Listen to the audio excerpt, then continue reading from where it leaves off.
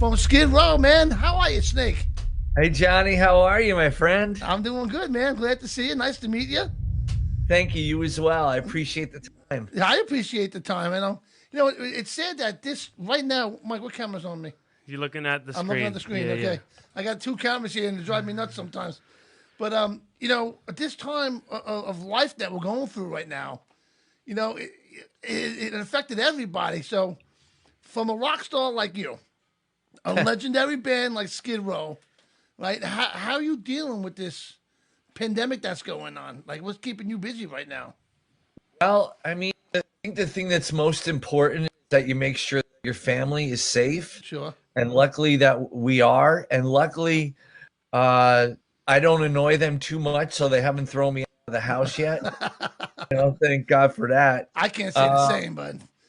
But seriously, making sure that your family's safe and healthy is the most important thing. But we're writing. We do like Zoom writing sessions, Right. things like that. I'm amidst all this chaos, I gotta say that I'm thankful in the sense that obviously because my family's healthy, Right, right. but that we've got this opportunity to spend this time together. That's Because very I've never been home this length of time Wow, I can ever imagine. Oh, Wow, man. in wow, my career. wow. It's really strange for me not to be on the road or in the studio or traveling in some way. That's crazy.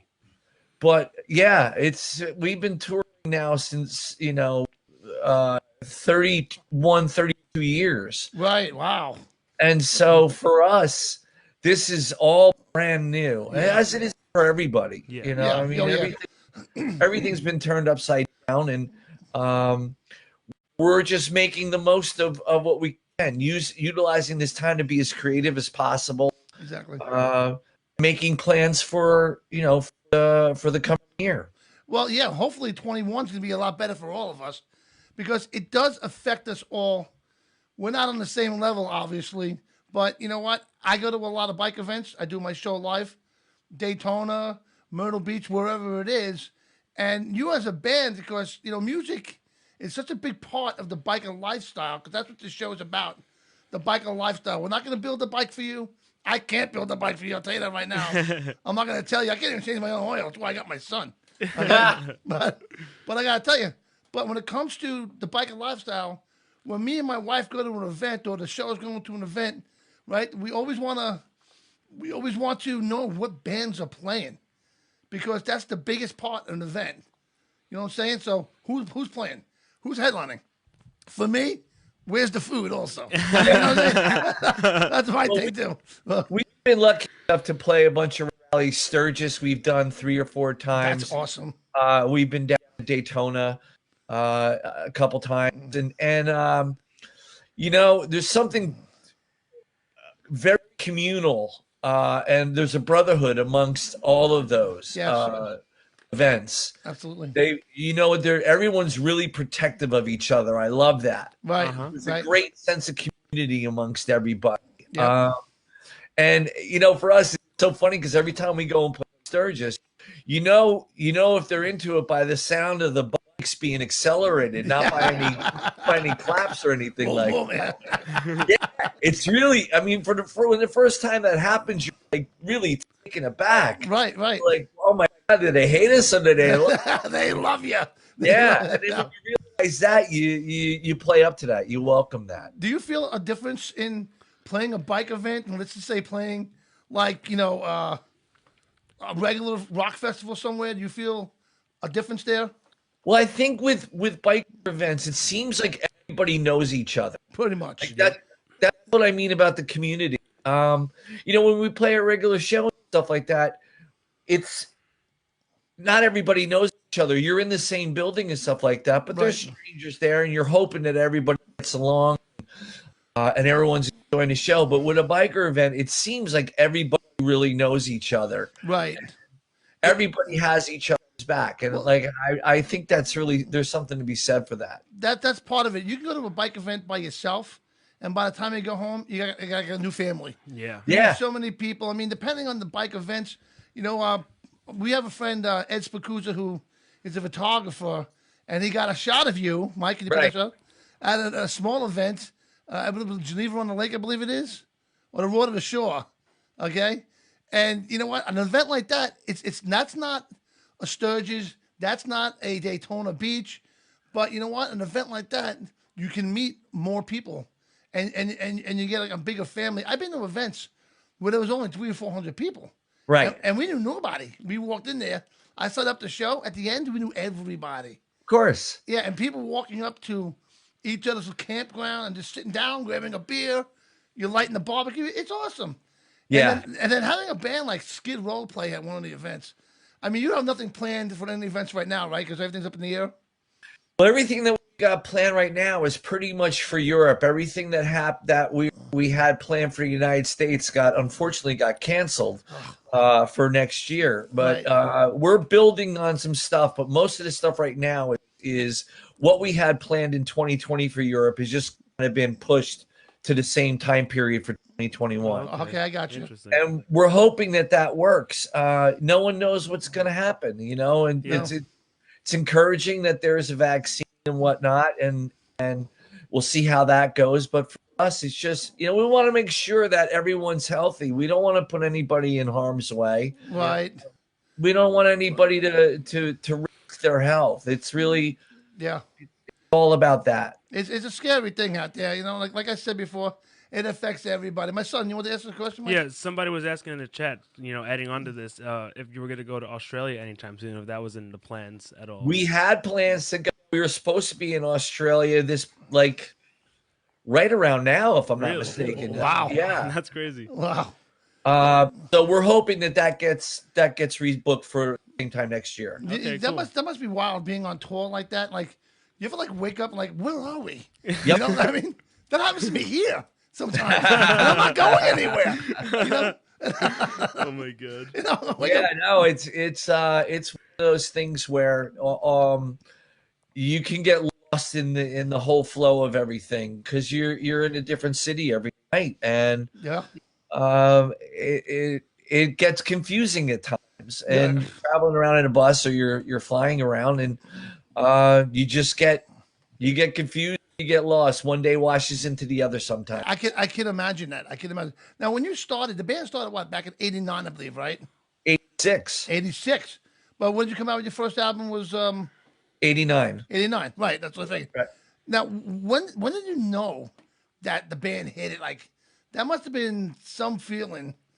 Then those songs, I remember you and all that. You wrote those? Yeah, I wrote them with my bass player, Rachel.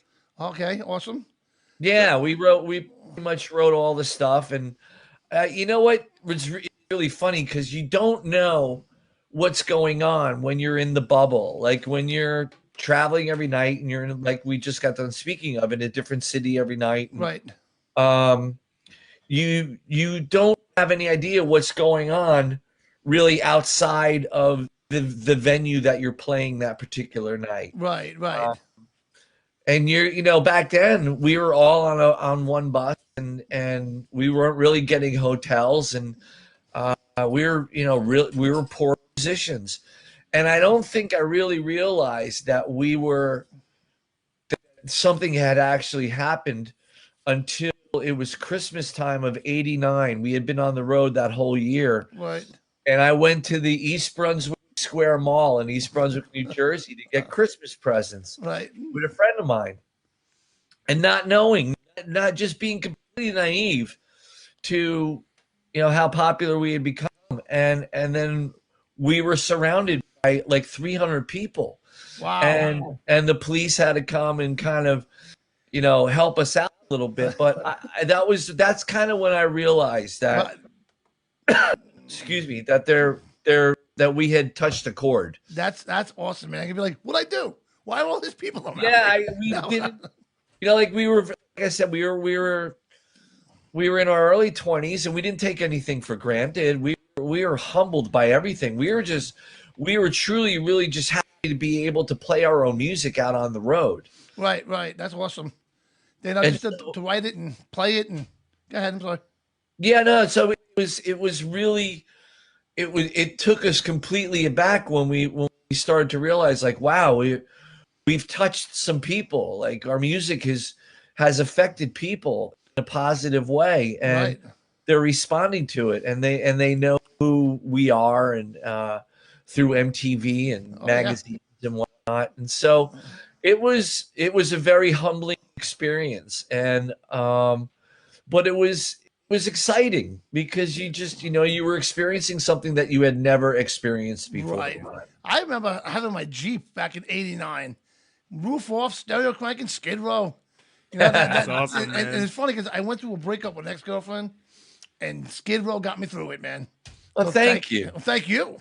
Yeah, I mean that means a lot. It's it's tough, those things, man. But if you can, music has always got me through all the tough spots in my life as well. So I'm proud that we were able to help you get through a rough spot. I appreciate that, and also I want to thank you again because we have a mutual friend. We have a lot of mutual friends actually, and we had a friend who just passed away named Jim Shinichi, who definitely looked up to you. I know that for sure. And we had a benefit for him. I think it was like 2 years ago when he had his kidney, and you donated a guitar from Skid Row, which I thought was unbelievable. Yeah, that's pretty awesome, honestly. And thank you. You. I want to thank you for that, man. He was thrilled because we have it on video. You probably saw the video. I did see the video. You guys recorded like the whole opening Yeah. How much tape do you have to put on that box? I know. I didn't put the tape on it, so I apologize. But I mean, just to see his face, how excited he was, and it was awesome. It's like those are the things that matter in our lives. And when you could sit there and you could, like I said, have a positive effect on people, and do something good for people. Right. That's awesome, man. So you've been around, for a long time playing the music and coming out with a lot of albums and kicking ass. What do you think about the music that's out today? Well, I think there's so much of it. It's tough to decipher. It's tough to get through a lot of it. There's just so much because there's no gatekeepers anymore. It's not. It's like anybody who wants to release music can release music, and that's fine. It just makes discovering music that's appealing a little bit more difficult than it used to be. Right. It used to have like the underground tape trading and fanzines and stuff like that. You get turned on to new music like that. Now with the streaming services, which are look, I'm probably one of the few people who actually is a fan of the streaming service. Okay, why is that? I'm curious. Yeah, I mean, I don't think that they pay the artists what we're worth, but we've never gotten what we're worth. No. Okay. So that's my problem with it per se. From the financial standpoint, but as far as a platform for getting music out there, it's amazing. Oh yeah, you guys did it without social media. Yeah, you know what I mean? That's a whole different ball game. That's big to say right there. I mean, you did it without social media. Yeah, we it was a different era that we were in, and I don't. It was the radio, right? Yeah, I mean, and I don't lament the past. Don't get me wrong. It's just it's a different paradigm, but I guess if you look hard enough, you'll find new stuff out there that you love. Right. I find myself always going back to stuff that influenced me growing up. Not that I object to anything new. Right. Like I love Billie Eilish. Okay, interesting. Excellent. Who I think is uber talented. Okay. Definitely is. And so it's stuff like that comes out of nowhere. Right. But it affects me in a very positive way. But like I'm not a guy that's on TikTok or anything like that. So. That's great though. TikTok is awesome, I must say. It is funny. I don't know what's trending on there and all that stuff. That's my kids know that, not me. Right. Do you think that like because of this pandemic and what's going on, and a lot of bands are shut down and it's like everything else, and a lot of people are doing the streaming now with the Zoom, and the bands are getting together and doing these live performances on Zoom. Do you think that's going to be something of the future, even when this is over? I do. I think it's going to be something that people will gravitate towards. Definitely. I think so too. I think there's going to be, even if there's a return to quote unquote normalcy, there's still going to be trepidation in people right. About just trusting the landscape of what is safe and not safe. And I have no doubt that people are going to go out to shows because there's no nothing compares to the live experience. No, nothing at all.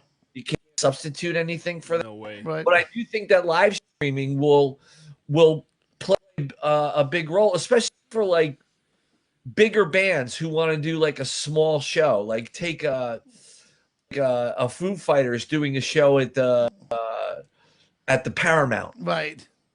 You know, they could live stream that sort of environment around the millions world. of people. Right. Yeah. Because that would be, too many people would be there for that. Exactly. Yeah. And you could even expand even more than you could with even the huge venue. You could have more people watching, a performance. Yeah, than absolutely. I mean, look what Kiss is doing on New Year's Eve. I mean, What are they doing? I'm not sure. Oh. I'm not sure.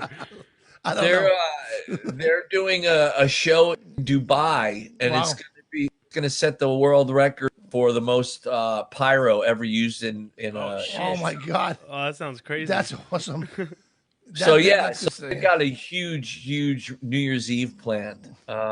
excellent. Yeah, and they're live streaming that as well. So What time is midnight over there? I don't even know. yeah, that's a Dubai, good yeah. question. Yeah, right. I'm not sure. Let's look into So that. what's next for you in Skid Row? Well, like I said, we're going to keep writing songs. We're about halfway done with the record when this whole thing struck. Awesome. So we're going to finish the record. I hope early in the new year down in Nashville, and then God willing, go out on the road and do what we do. Right. Even writing changed now because of this, right? Because now you guys aren't in the same room. You're doing Very something? strange. It's very strange to write on a Zoom call. Really, really strange. Yeah. But, Yeah. So I think we're starting to get the hang of it a little bit. Right. It's just you have to make adjustments, and that's what this whole thing has been for everybody. Right. This has been a terrible time, but everyone has had to make adjustments in order to survive. Right. Right. Believe it or not, I'm in a band. I was in a band. I came out with an album back in '91 that is actually still selling in Germany right now. Right on. Thanks to CD Baby. All right. We made enough money that all this is like 22 years, 24 years later, from selling that one CD that we were able to make a second album. That's amazing. Yeah, Congratulations. Thank you. But the problem is we're all a lot older now. We're all married now. But back then, Responsibilities. yeah, we were like young 20s. You know what I mean? Sure. But now it's like, it's been 4 years since I did the drum tracks. And it's like, Wow. guys, can we finish? And we only got 3 songs we only did so far. And every time I talk to them, like, yeah, we're going to go back. We're going to go back. And that's funny. but the funny part, even before this happened, okay, we did all the recording. Okay, none of us sat in the same room at all. It was all over email. Oh, wow. Yeah, I did the drum tracks, and then we sent that to Florida for the guitar player. Then they got sent this way for the singer. So yeah, a lot of that stuff was definitely a different way of writing. So I guess it's the way it is now. But it works. It works. It works, man. So, but listen, it was really great having you on the show, man. Oh, thank you, John. I gotta- appreciate your time. I definitely would like to have you on again. Sure, be my pleasure. We have a lot of mutual friends. Okay, and I'd like to have you on with Mark Mendoza one day. Oh, I love him. Yeah, he was on last week. He's a great guy, Sure is. Mark, and he has his own show as well. You should definitely check out. Yeah, he's the salt of the earth, man. Because you know what?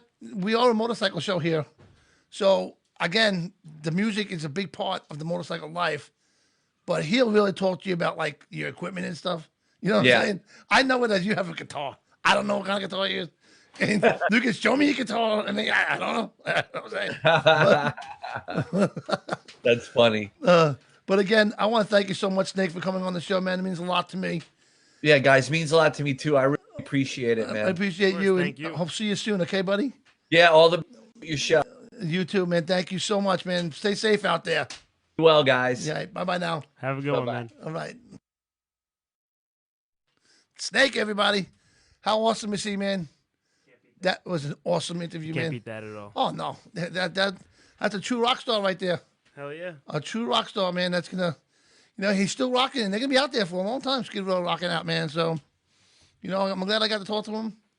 I'm glad I got to thank him for that guitar, Mike. That was really cool. Yeah, because that's a really You ever good see the thing for video? him to do. No, I haven't. You I gotta show you the video one We day. gotta play it on here one day. Yeah, Why we'll not? play it. You know, one day he gave us that guitar, and it was autographed, Skid Row and all that stuff. It was a Skid Row guitar. That's sick. Gorgeous guitar. And, you know, Jim's face is lit up, man. He was like, wow. I can only imagine. So, you know, that was definitely awesome. But let's go do a commercial. Let's do it. All right, and we'll be back after the message. Don't go nowhere, guys. Share this shit.